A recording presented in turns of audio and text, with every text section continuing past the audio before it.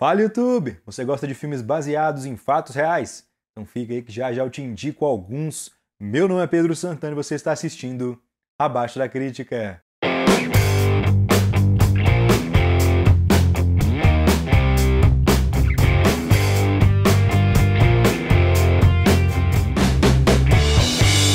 Bom, YouTube, antes de começar esse vídeo, eu gostaria de fazer um convite para você que é fã de filmes, séries, críticas e tudo mais que tem a ver com o mundo do cinema. Se inscreva aqui no canal, tem vídeos novos sobre o tema quase todo dia. Se você já é inscrito, não se esqueça de compartilhar esse vídeo aqui. The Imitation Game, ou O Jogo da Imitação, é um filme que acompanha a história do Alan Turing, um grande cientista britânico que acabou sendo um dos maiores contribuintes para a criação do computador e como este cientista acaba trabalhando para o exército britânico na Segunda Guerra Mundial como um decodificador de mensagens secretas.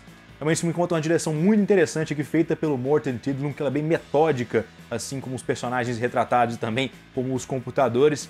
E o Morten Tidlum é um diretor que eu gosto bastante, aí, apesar do último filme dele ter sido Passageiros, que não foi lá essas maravilhas, mas eu até gostei mais do que a maioria. Mas ele tem um filme muito interessante chamado Headhunters, que é bem parecido com Na Mira do Chefe, que eu consegui citar por 4 semanas consecutivas. E aqui ele faz um filme bastante diferente, aí, com um tom bem mais sério, contando a história de uma personalidade que a gente não ouve tanto falar, que foi realmente muitíssimo importante, interpretado brilhantemente pelo Benedict Cumberbatch. Também tem atuações muito legais desse filme aqui da Keira Knightley, então um filme, se você nunca viu, vale a pena. The Imitation Game. A Beautiful Mind, ou Uma Mente Brilhante, conta a história do John Nash. Eu sei que o sobrenome é Nash, enfim, que era um matemático e revolucionário, interpretado pelo Russell Crowe, e como ele batalha também com sua esquizofrenia, ele acaba vendo coisas. Então isso é muito interessante porque ele se bota numa situação de desconfiança o tempo todo, já que o Russell Crowe, o personagem interpretado por ele, no caso o Nash, sofre com esquizofrenia, você nunca sabe o que é verdade e o que não é, então o filme faz uma mistura meio surreal aí entre ficção e realidade, tem um valor de entretenimento muito grande por isso, enquanto uma atuação fantástica do Russell Crowe. Era para ele ter ganhado o Oscar em 2001 por esse filme, ele só não ganhou porque ele já tinha ganhado em 2000 por Gladiador, mas aí acaba que em 2000 o Denzel Washington foi esnobado por Hurricane e ganhou em 2001 por Training Day.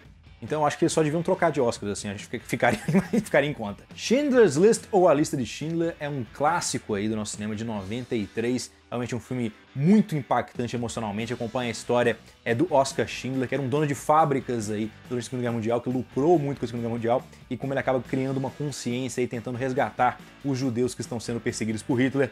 E o Oscar Schindler é brilhantemente interpretado pelo Liam Neeson aqui. Esse filme também conta com um dos maiores vilões da história interpretados pelo Ray Fiennes, de forma também igualmente espetacular, e é muito interessante como é que o Spielberg aqui consegue fazer um filme quase inteiramente preto e branco, salvo o finalzinho do filme também, um detalhezinho de cor que é usado de forma muito eficiente. Então realmente é um filme que é longo, é triste, é impactante, mas é um filmaço, assim. A Lista de Schindler não tem muito o que falar mais sobre ele. Captain Phillips, ou Capitão Phillips, é um filme mostrando Tom Hanks, que conta a história real de um barco que foi sequestrado aí por piratas somalianos e como o Capitão Phillips acaba lutando contra esses sequestradores de barco. Realmente é um filme muito tenso do início ao fim, ele tem uma estrutura quase de suspense aí, aquele thriller da vida, conta com bastante ação, uma direção que é sempre muito propulsora, assim, acontecem muitas coisas o tempo todo, e tem movimentos de câmera rápidos, precisos, realmente sempre acompanhando a ação. De forma geral, é um filme que possibilita que o Tom Hanks traga uma atuação fantástica, como um herói bem típico aí, mas é aquele herói todo homem, sabe, igual o Bruce Willis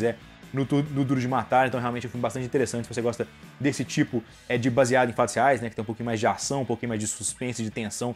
Capitão Phillips é pra você. Rush é um filmaço dirigido por Ron Howard, que conta a história da rivalidade entre o Niki Lauda e o... Nossa, esqueci o nome do cara. Putz. Niki Lauda e James Hunt, que era o seu rival aí, conta um pouquinho da história de como é que o Niki Lauda sofreu o seu icônico acidente aí, infelizmente. E é um filme realmente muito interessante, eu não esperaria gostar de um filme de corridas, apesar de eu até gostar de corridas, mas eu imaginaria que se tornaria algo repetitivo. Não é. Do início ao fim, o Ron Howard dirige as corridas de forma extremamente impactante, de forma sempre perto ali da ação, muito realmente presente. E tantas atuações aqui do Chris Hemsworth como do Daniel Bru realmente são atores que sempre se colocam ali dentro dos personagens, realmente estabelecem muito bem as motivações por trás de cada um deles, desenvolvem muito bem a rivalidade mesmo ali dentro da tela. São personalidades muito distintas e conflitantes, e em geral funciona bem demais Rush, até pra você que não é fã de Fórmula 1. The Social Network, ou A Rede Social, é um filme que conta a história da criação do Facebook, essa rede social que dominou o mundo. É um filme dirigido por David Fincher, então tem tem aquele olhar de detalhes característico dele, super perfeccionista, sempre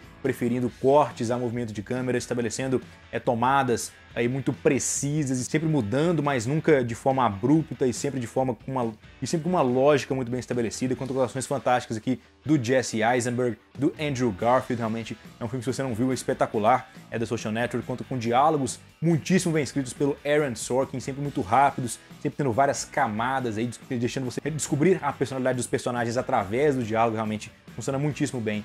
The Social Network. Argo é um filme dirigido por Ben Affleck, que inclusive foi esnobadíssimo no Oscar de 2012, até porque o filme ganhou e o Ben Affleck nem foi indicado para melhor diretor, o que é um leve absurdo.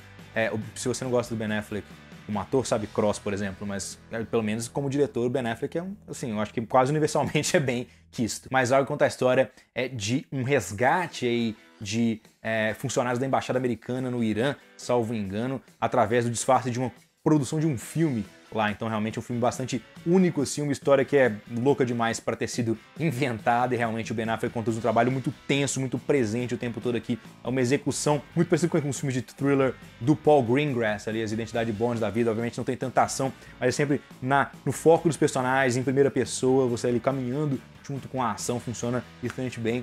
Argo, filmaço. The Wolf of Wall Street, ou O Lobo de Wall Street, acompanha a história de Jordan Belfort aí, um operador da Bolsa de Valores que acaba sendo preso por alguns esquemas levemente suspeitos. E, inclusive, eu acho que é o filme preferido do meu sócio, um abraço pro Cadu.